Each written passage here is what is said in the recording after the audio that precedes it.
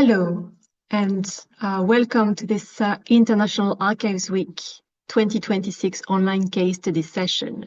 We are delighted to have you with us for this dynamic session, which is showcasing innovative projects, practical experiences, and lessons learned across the profession.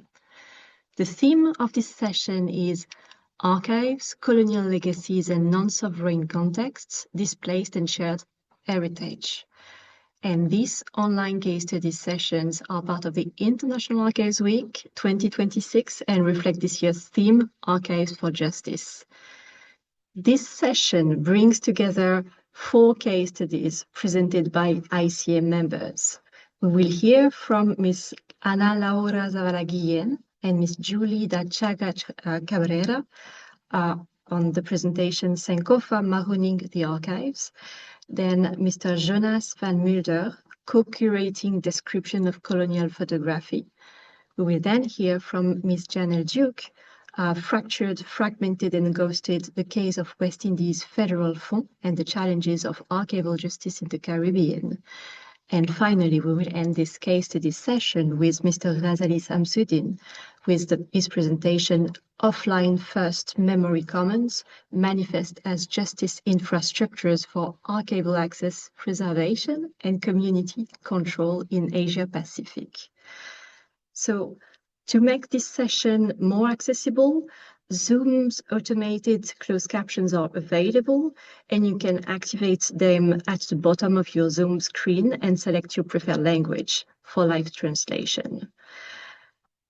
In terms of formats, each speaker in this case study session will have 10 minutes to present, followed by a brief moment for questions and comments.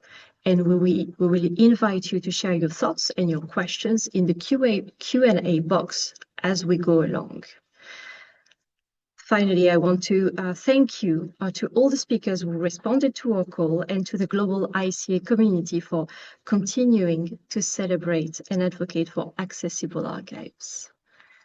I would like now to ask Ms. Ana Laura Zavala Guillén and Ms. Yully da Chaga Cabrera to take the floor and start the presentation.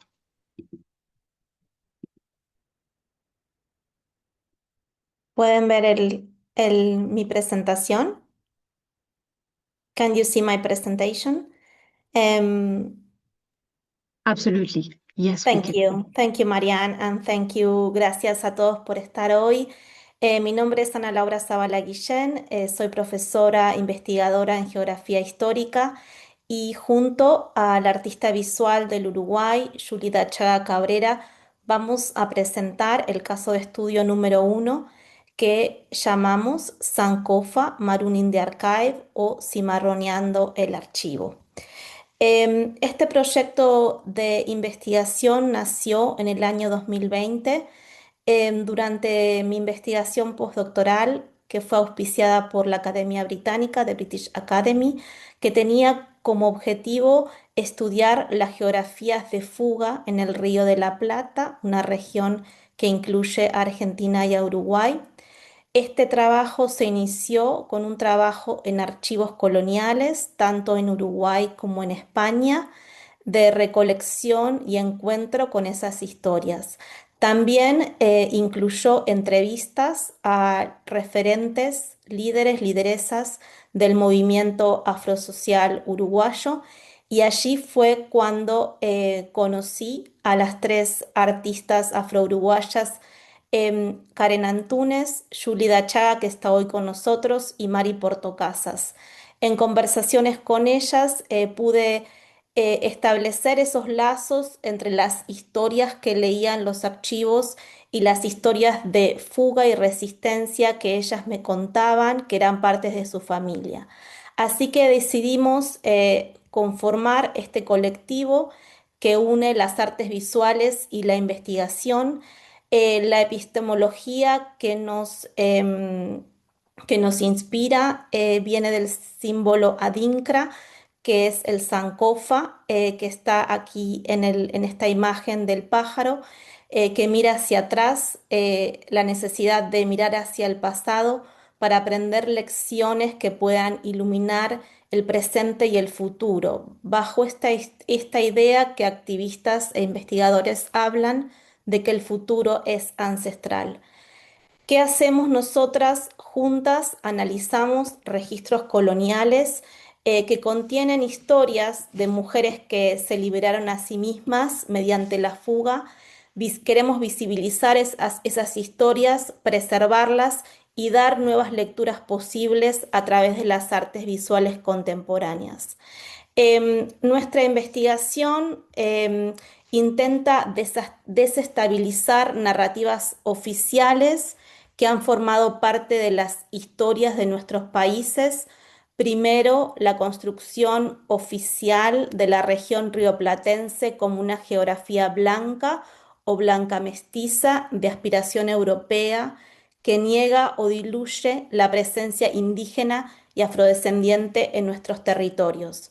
El relato que aprendimos en las escuelas, que la esclavitud de nuestra región era benévola y doméstica y que por tanto no obligaba a los afrodescendientes, a las afrodescendientes a resistir a través de la fuga. Y la invisibilización de las mujeres afrodescendientes como sujetos sociales y políticos relevantes para nuestra historia y que en la mayoría de los casos, cuando estas historias de resistencia son contadas, son hechas por académicos blancos o mestizos blancos, hombres en su mayoría, que toman siempre el archivo colonial como punto de partida y de llegada. Para nosotras, el archivo colonial es un punto de partida para interactuar con las artes visuales y queremos mostrarles una muestra de arte que hicimos en este trabajo entre el archivo y nuevas lecturas que se llevó adelante en esta muestra que les vamos a mostrar.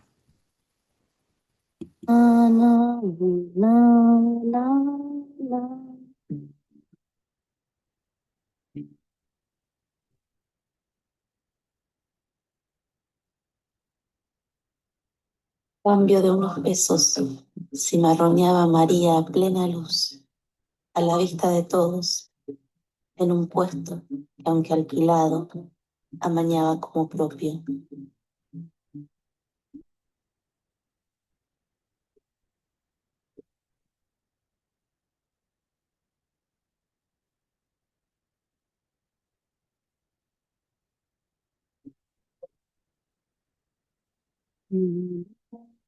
Esa muestra de arte estaba conformada por 4 historias de archivo de mujeres que se dieron a la fuga, reinterpretadas a través del arte en cuatro obras de arte que fueron parte de esa muestra. Ahora mi compañera Yully Chaga va a cerrar esta presentación y de fondo podemos ver su video performance. Yully,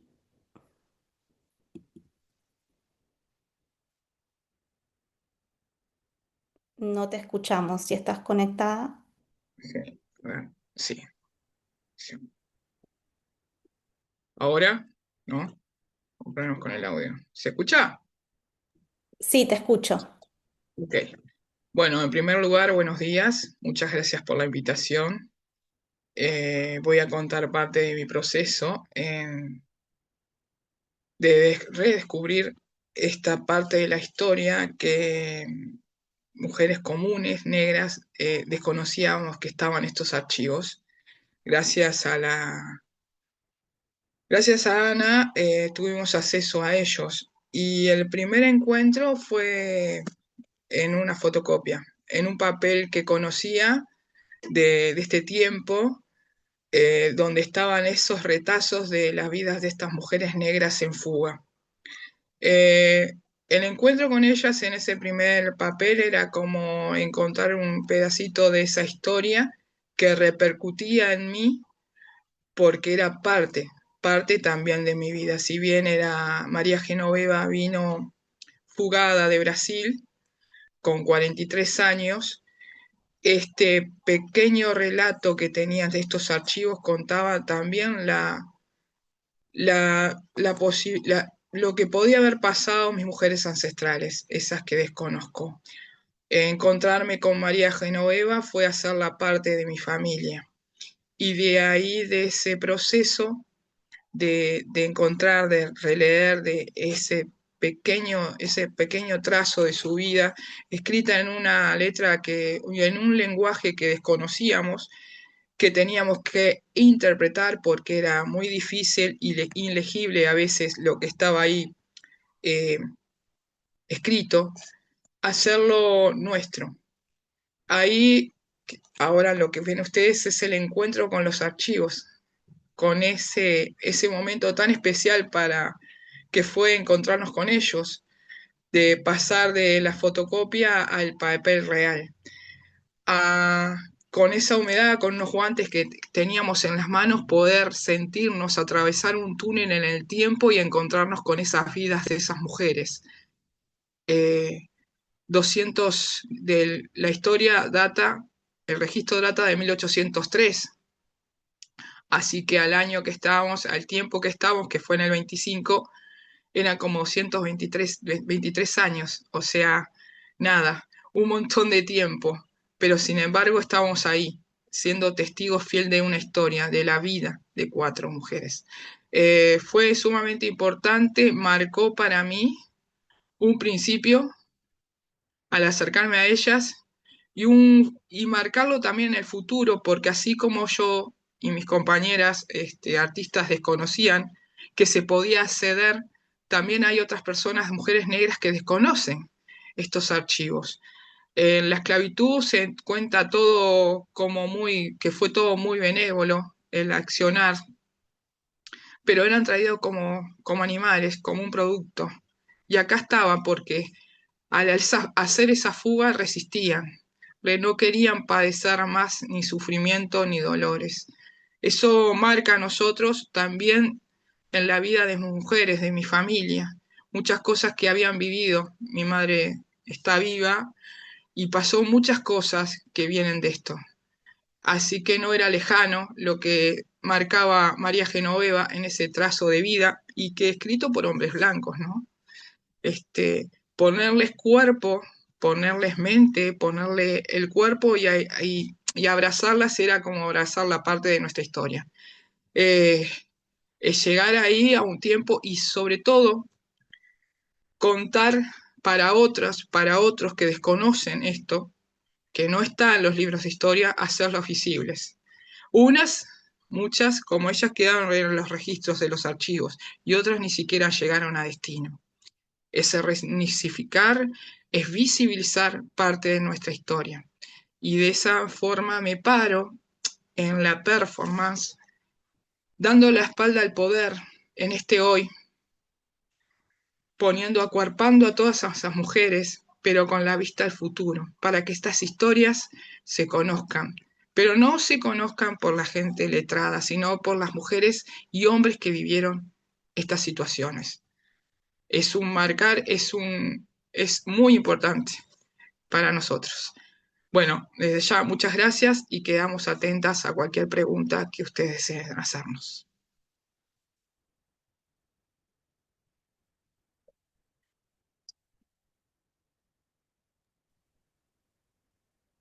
Thank you very much for this very inspiring presentation. And I would like, so first I would like to thank you very much for highlighting this project that you mentioned.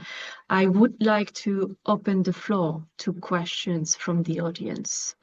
I'm sure there are several questions or comments or highlights that people want to share with you.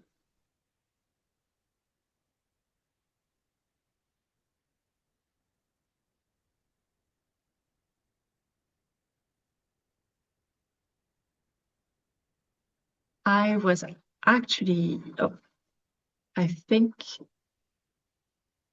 is there any question in the chat? I don't, so let me check. Oh, a question from asking about the British Academy funding that you received. could you tell the audience more about this question?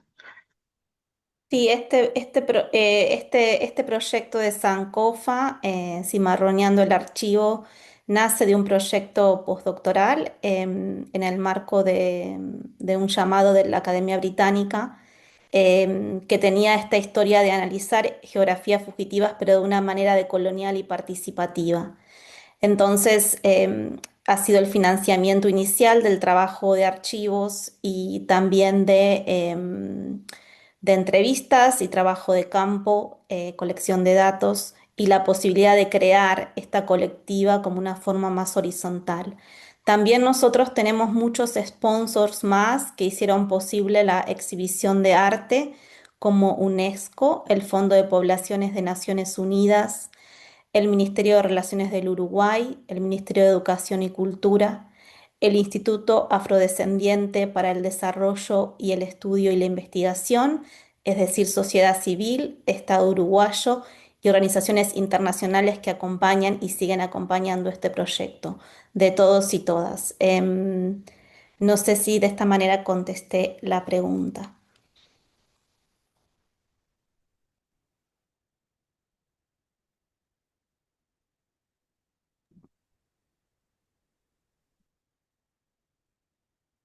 I think so. I'm just checking if any other questions are included in the questions and answer. That anyone in the audience, just a reminder for everyone in the audience that you can include your questions in the Q&A at the bottom of your screen in the session, in the Zoom link.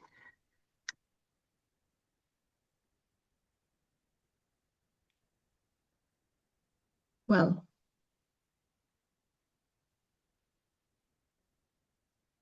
we'll just give an additional time for a last question, and then if no additional questions are shared, then we will move to the next presentation.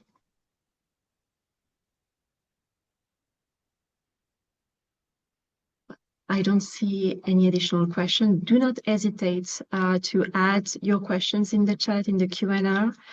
We will be able to answer the questions later, or to answer in writing, and the presenters, the authors will also be able to follow up with you if you have questions.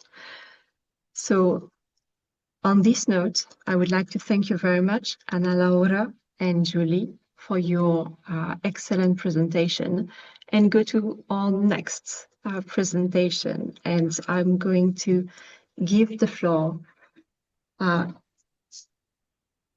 Jonas Van Mulder, and please, can start.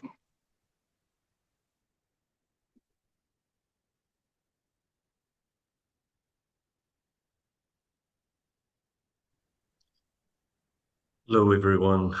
If correct, you can see and hear me.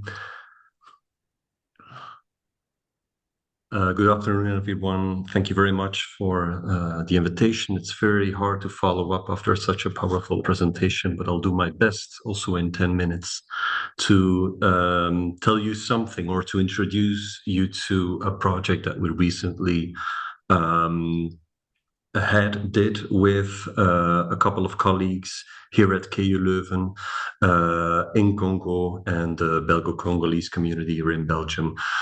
What I do want to, it's obviously impossible to introduce you to all the details of the project, but I do want to stress, or try to stress, the collective dimension and the collective effort that this project was, hence the title of this presentation. So I'll move on very quickly.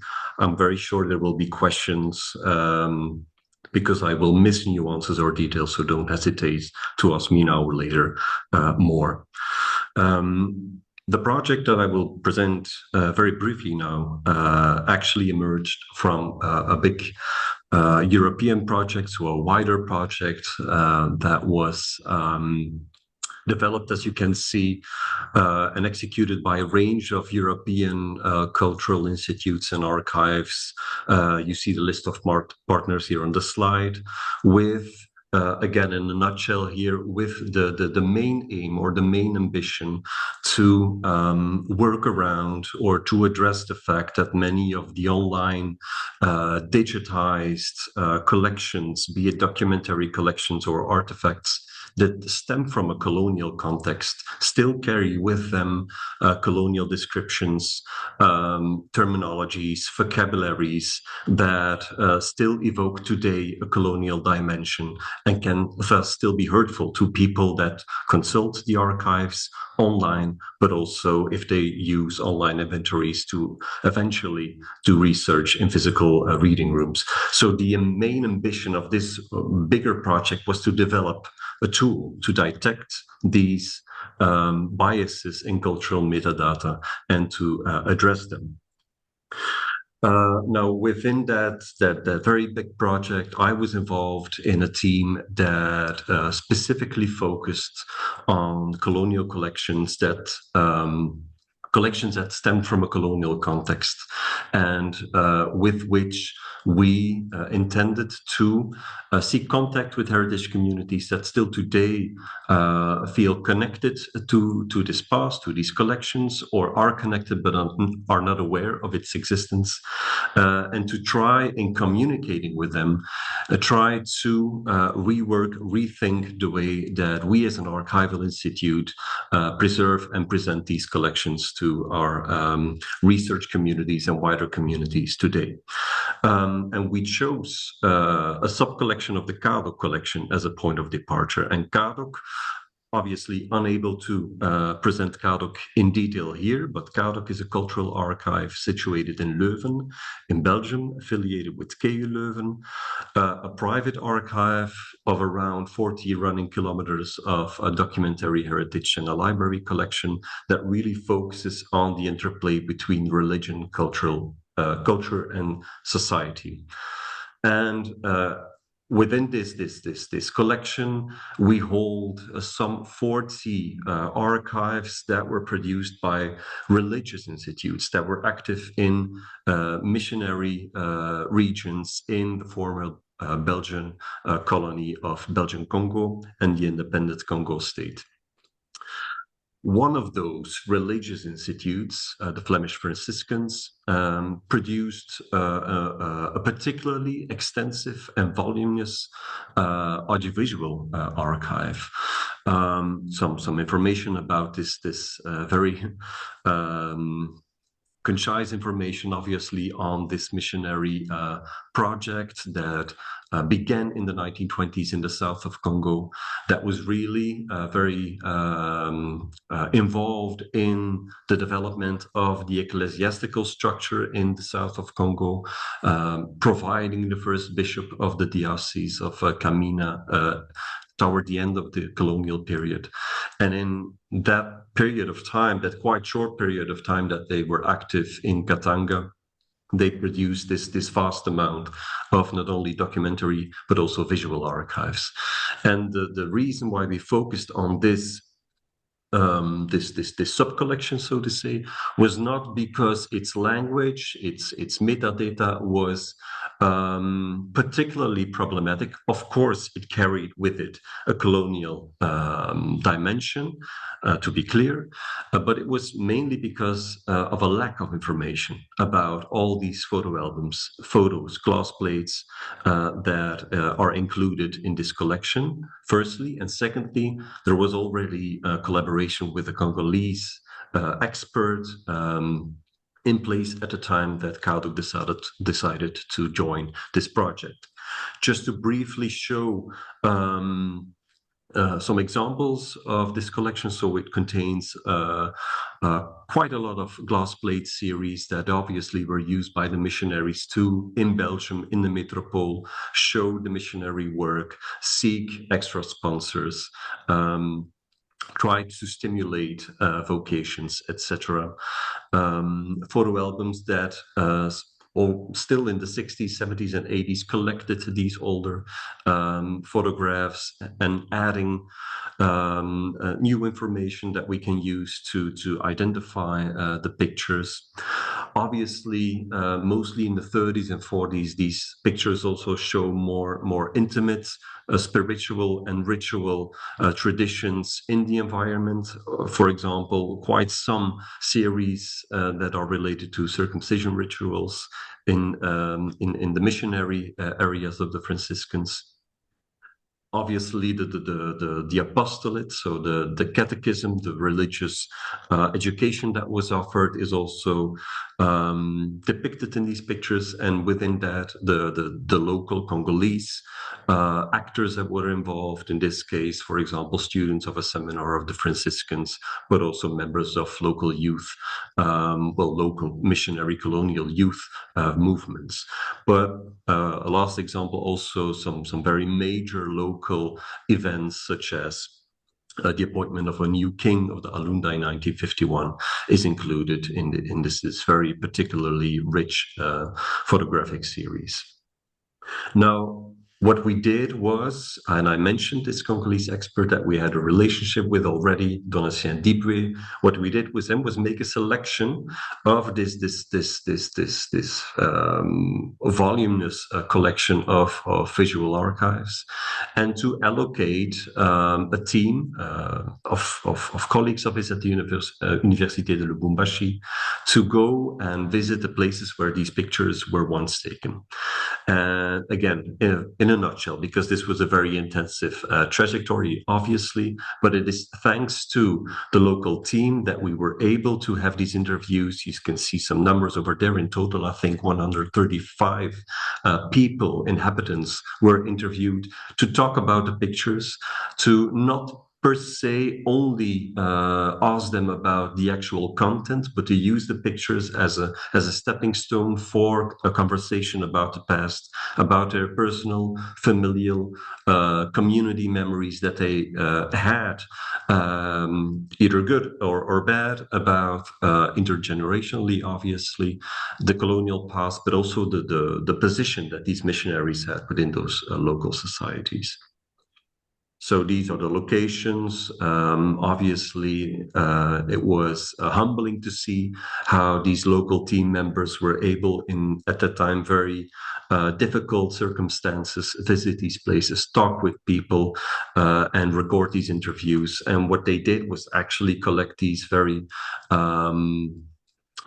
voluminous reports, helping us, and I cannot go in detail here, help us to, even if it is a picture that to us in Belgium, in Leuven, does not say much, to offer very detailed, very nuanced descriptions of, in this case, for example, a local structure that is depicted in an album where, for example, not even the location was mentioned. A fishing sloop that seems a banal scenery for us, and by us I mean a white collaborator of a cultural archive in Belgium, but that was the starting point of a discussion, a conversation about the loss of these kinds of practices, because missionaries didn't want to have children on fishing sloops. They wanted to have them in schools, etc. I'm not showing the description here because this is really rich. An example, for instance, of a picture that we were not able to identify, to locate, but that was really located by the motives, the patterns, the color, even though it is black and white, of the mural on this picture. It was, people were able to situate it in Kilwa. And with all of that, I'm moving very quickly. With all of that, we returned to Belgium, had conversations with members of the Congolese Kring, an Antwerp-based collective that we invited to, again, not only discuss about the pictures, but also about the interviews that we had. Which again brought another perspective, a diaspora perspective on the matter.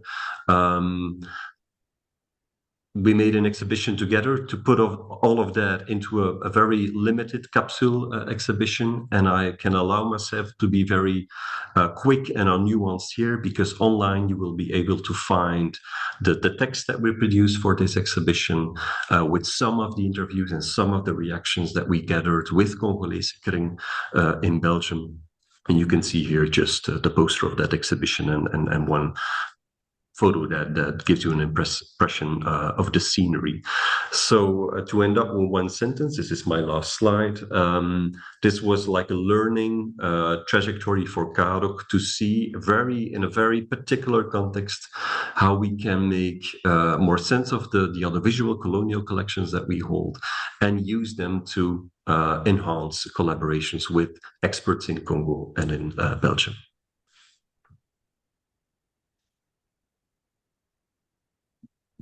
Thank you very much, Jonas, for this very interesting presentation. I would like to open the floor to questions from the audience.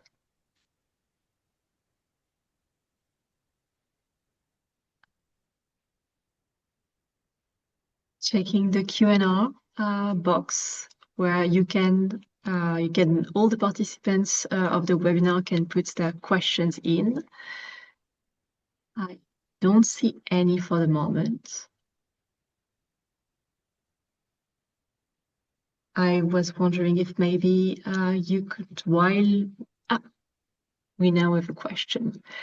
Do you know if the Musée Royal de l'Afrique de Tervuren did a similar question, asked a similar question? Whether they did a similar project. In fact, yes. Many, I would say, the project that comes to mind on the spot now is their project that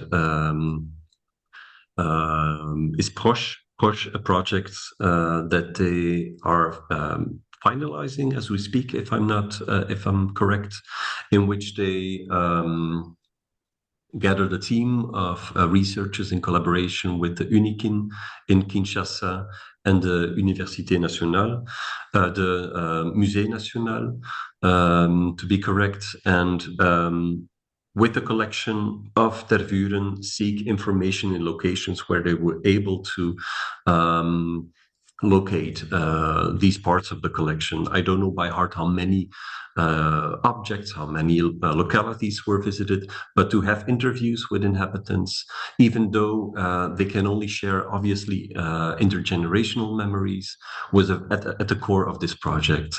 So if you want to learn more of that, I would suggest to simply Google Africa Museum and Proche, the project, and there online you will find all information on this particular project. I'm not sure whether the interviews are described in detail there, but I can at least share that the fact that the interviews, the oral history aspect of that project was very prominent. Thank you for your detailed answer from the person who has actually asked the questions. I have now another question for you. So you mentioned names of places, objects, and buildings. Did you also try to identify people, or do they stay anonymous? Quite miraculously, some people were identified. So this really transcended, obviously, our expectations of the project. I see another question on my right side that hints or asks about the terms that the interviewees found appropriate. Of course, this was also a question, and this was a bit our expectation, and this is also documented in the interviews. What kind of terms would they use to describe certain places, certain rituals depicted? Would they find it appropriate for us as an institution or not to show them, to disclose them, etc.? To already answer a bit that question very briefly, but yes, in that course, in the course of these interviews, some people were identified. If I remember correctly, there was a teacher at a school in Kolwezi that was just in the margins of a picture during during a public event that was identified by several interviewees as a teacher, a late teacher, giving his name, etc. So this is a really unexpected, might be a detail for the local community. Was obviously the first time that they saw the picture, and that they now have a picture to I don't know, help to commemorate this person that was central to many alumni of that school. Thank you very much. So I think we're at the end of the time that we have for the questions and answer. However, there is a very interesting question that are coming in the chat. So I wish that maybe the people who have asked these questions can put this in the chat so that you, Jonas, will be able to answer them in writing. And now I will ask our next speaker to take the floor now. Janelle, Ms. Janelle Duke, please, the floor is yours.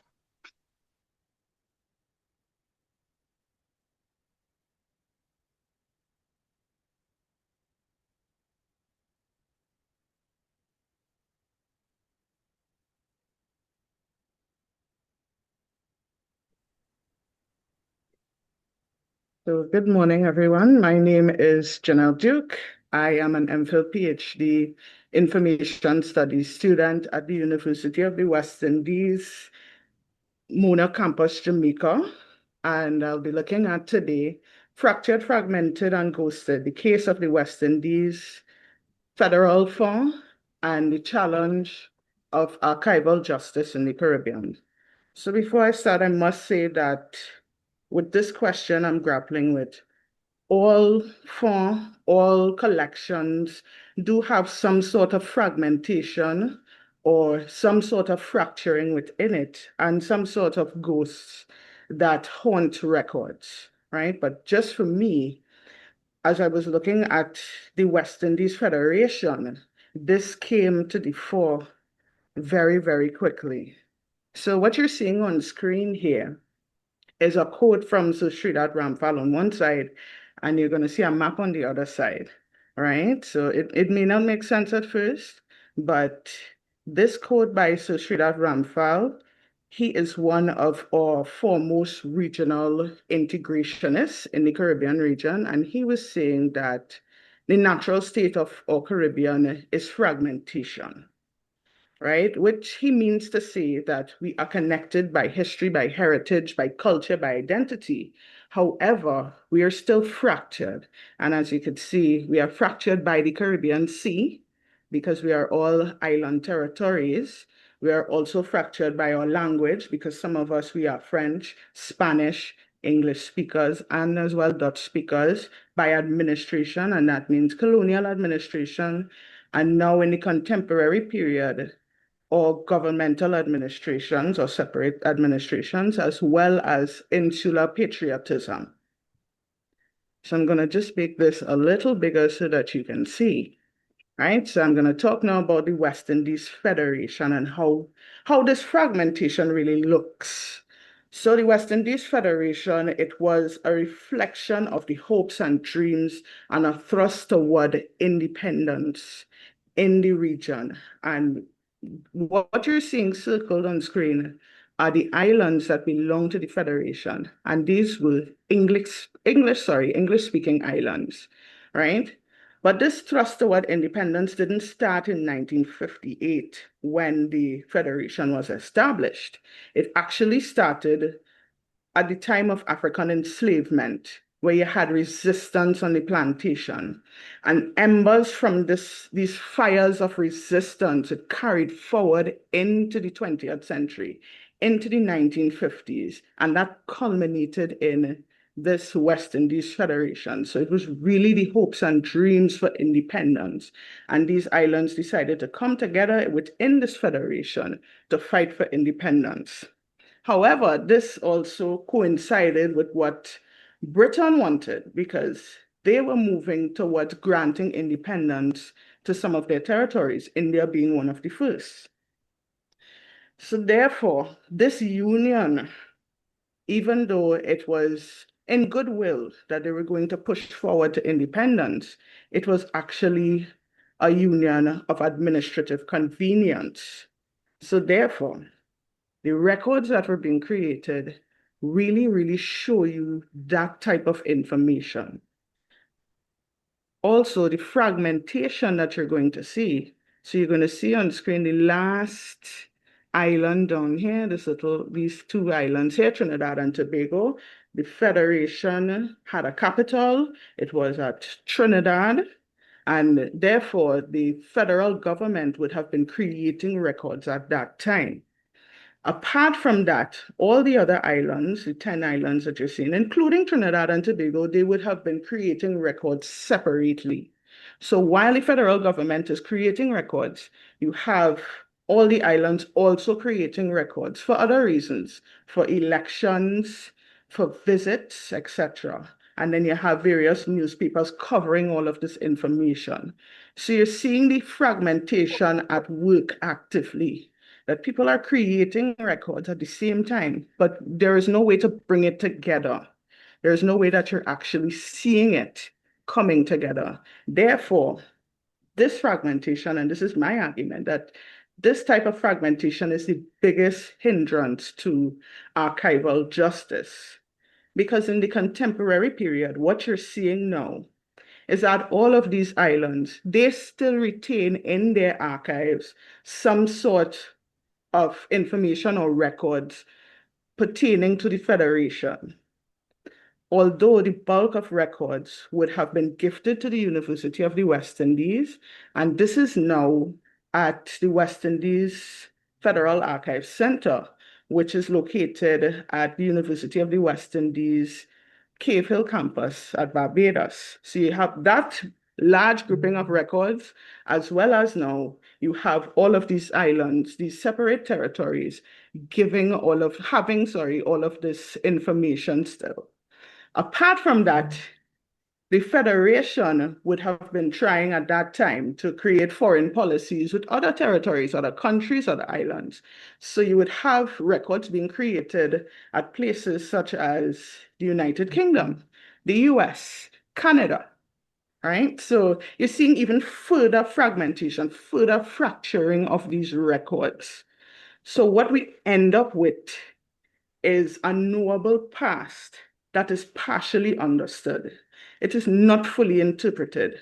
And because it's not fully interpreted, it continues to haunt the people of the region, the systems of governance that we have today, and the shared institutions that we have to present day, including the University of the West Indies, others such as CARICOM, CARIFESTA, etc. So you have all of those things happening. And that, to me, is that the biggest hindrance to archival justice. Therefore, according to Vern Harris, he said in 2002 that archival records if they reflect reality, then they do so complicitly. And for me, these records embody this example. And it's really a deeply fractured and shifting way, because you're still seeing, you could still go to any of these islands, and perhaps you could go to other islands that I have not explored here that may have records as well, because not because we were just 10 islands in the English-speaking Caribbean means that they were not trying to then have further links with other islands so that they could come together within the Federation, or that we could have some sort of foreign policy and understanding. So it means that there are more records that we may not even know about.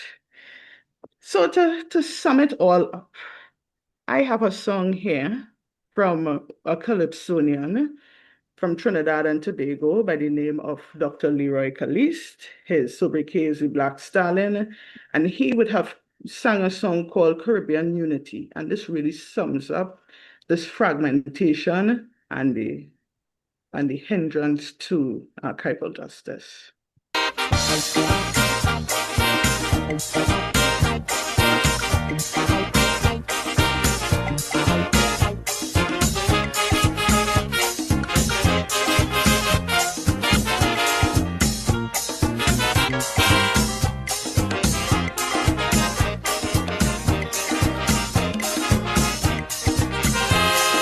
try with a federation, the whole thing end in confusion. CARICOM and then CARIFTA, but somehow a spelling disaster. Mr. West Indian politician, I mean you went to a big institution, and how come you can't unite 7 million? When a West Indian unity, I know it's very easy. If you only rap to your people and tell them like me, them is one race, the Caribbean man, from the same place, the Caribbean man, that make the same trip, the Caribbean man, on the same ship, the Caribbean man. So we must push one common intention, is for a better life in the region, for we woman and we children. That must be the ambition of the Caribbean man, the Caribbean man, the Caribbean man. Right, thank you very much. I'll be happy to answer any questions you may have.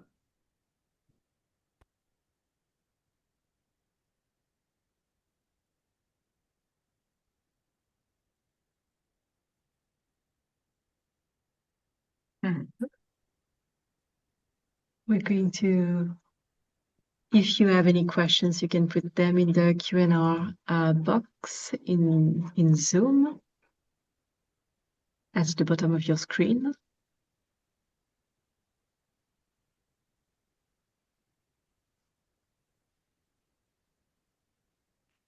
I think they are still enjoying the music.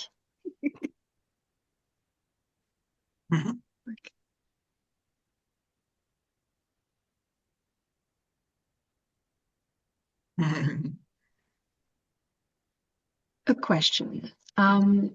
Is there any collaboration between the WIF archives and the CARICOM secretariats? Not that I know of. Yeah, not that I know of fully, but I know between some of the archives, there is collaboration, especially on Facebook. So you'd see borrowing from some of the islands, some of the photographs, some of the music, because as I said, the fragmentation is there, and you're seeing that the information is there.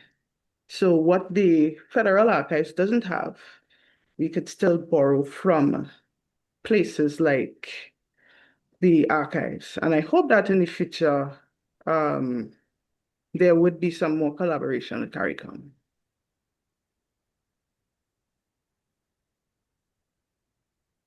Another question for you, Janelle.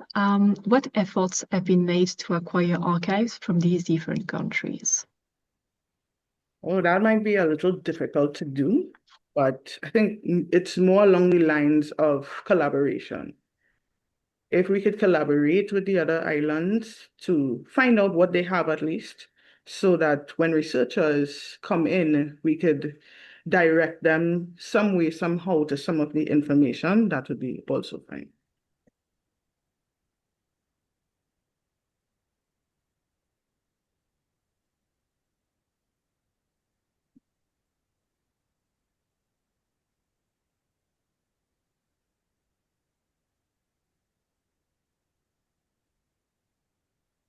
So feel free to add any other question, any additional word, Janelle, that you would like to say in conclusion, in looking forward. Well, looking forward, again, I hope that we could start maybe the digitization process, because I'm seeing in the chat there that people are very interested in what we have to offer. Also, they could look at our Facebook page. We have some nice information coming out, especially this week for International Archives Week, and we try to share more information about the West Indies Federation. So I think that would sum it up for me. And I see several comments in the chat also about the different experience with the Caribbean branch of the International Council on Archives. I think that the Caribbean Community Archives is very, very lively and also very, very much thinking about this question, this burning issue. So if there is no additional questions, then thank you very much, Janelle, for this great presentation. And I will ask our next speaker, who is Mr. Razali Samsudin, to take the floor.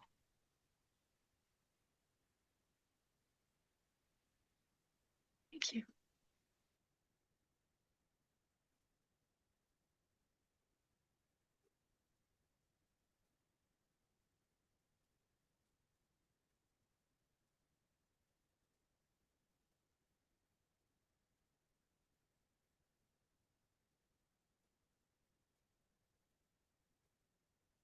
Wow, that was really powerful, and yeah, thank you for bringing us all together here. Thank you for being here. Selamat petang. Good afternoon. Bonjour tout le monde. I'm Razali Samsudin, founder of Manifest Studio. I build civic technology from 3 principles: decolonize, decentralize, and democratize, for human rights and freedom movements. And I lead the civic tech and digital sovereignty team at Tech for Palestine. Today, I will share the condition Manifest is building for, what Manifest is, and who holds authority over the record. I'll close with where the current work actually is and a question for all of you. As many of you are aware, records are being erased in real time. Journalists film their own deaths, and the footage disappears. Activists' posts vanish behind platform moderation. Community archives are going dark when funding ends. Courts ask for evidence that already existed but can no longer be found. The tools to preserve a movement's memory should belong to the movement, not the platforms that can turn them off. And that's what Manifest is for. In 2025, Access Now counted at least 313 internet shutdowns across 52 countries. That's the highest since they began tracking in 2016. More than half of them, 195, were in the Asia Pacific. Myanmar alone had at least 95, the highest in the world, for the 2nd year running. Across much of Asia Pacific, connectivity is intermittent, watched, or switched off. And the moment the network goes down is often the exact moment a community most needs to record what's happening to it. That's an archival problem, even though it rarely arrives labeled as one. Think about when a record of harm is actually born. It's born in someone's hands, on a phone, often under threat, before any institution knows it exists. Everything we care about as a profession, provenance, custody, access, assumes there's a network to reach and an archive ready to receive. At the decisive moment, the person holding the evidence has neither. So the record is at its most fragile right at the start, in the gap before custody. If it's lost there, no preservation policy downstream brings it back. And if it's captured carelessly, it can put the person who made it in danger. Manifest is built for that gap. I call it an offline-first memory commons. You capture testimony or documentation on your own device. It's stored locally, under your control, and it syncs only when you decide it's safe. No accounts, no central server. It's offline first. Once it's on a device, it keeps working with no connection and no app store, and it can pass from one person to the next. The community holds the record from the first second. That's the commitment underneath everything else. So what does that give you in archival terms? For authenticity, Manifest signs a record on the device at the point of capture and anchors a timestamp to a public ledger. So you can later show a record existed at a given moment and hasn't been altered since. That proof travels with the record. For preservation, records are written to decentralized storage that isn't tied to one company or one country, and you get back a content address anyone can verify. And because the region speaks many languages, records are made and read in a community's own language, which is part of what makes an archive accessible to the people it belongs to. Now, capture and storage are the easy half. The hard half is authority. Who decides how a record is described? Who can see it? What counts as verified? How long it's kept? In most systems, those calls sit with whoever runs the server. In Manifest, community partners set them. So authority sits with the people in the record. The technical choices carry that authority: hosting, access, permissions, description standards. They decide whether power stays with a community or leaves it. Manifest is currently in beta testing. We're stress testing it and reviewing it with Amnesty International Asia Pacific and with human rights activists, archivists, and journalists across the world, and the people who need it and would use it. The signing, the timestamping, and the decentralized archiving work today. The full witness and community-governed archival workflow is still under testing and review. It's deliberately small and practical, lightweight local deployment, governance designed with the community, and training for local operators, and a route from what people capture toward long-term preservation. The question I'd like to put to this room is, what does archival practice look like when the people inside the record hold the keys from the very first second, in places where the network can't be trusted and sometimes isn't even switched on? I don't think any of us has finished answering that yet, and so I'd like to keep working on it with all of you. Thank you for your patience, attention, and for being here and supporting.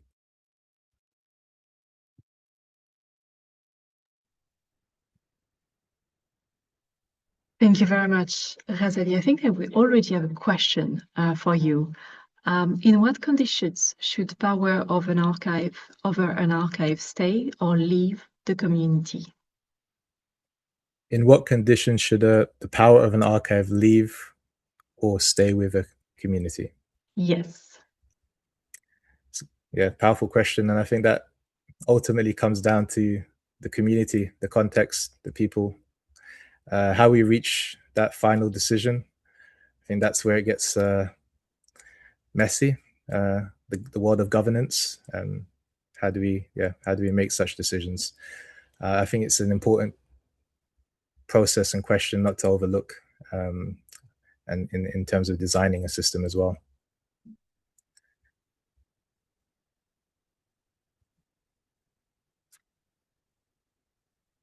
A difficult question, yes.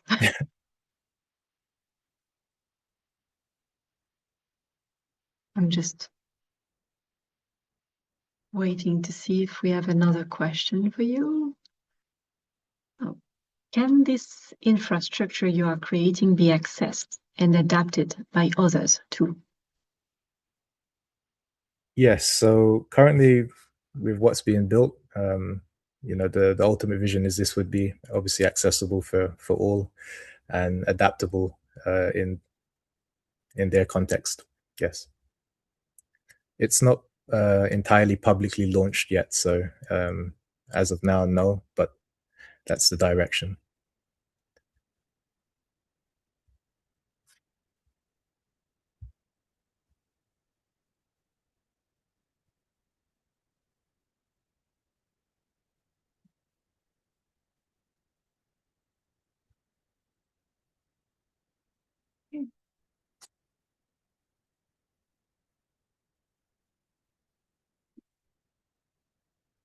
We currently do not have any additional questions.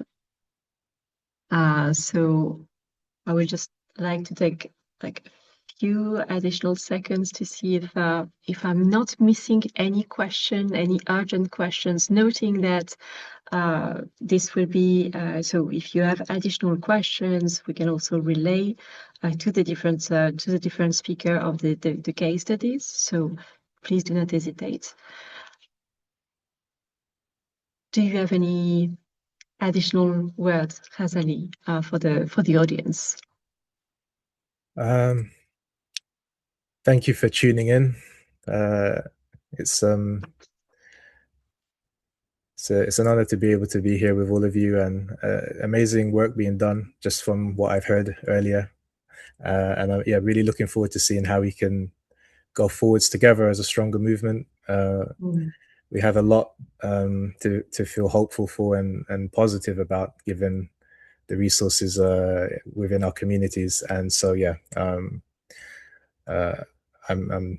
would like to end on that note. Actually, we have a last question, which actually resonates with what you just said. A question about is it a strong? It is a strong solution in this messy world. Is there any other examples of citizens-based solution that you know of?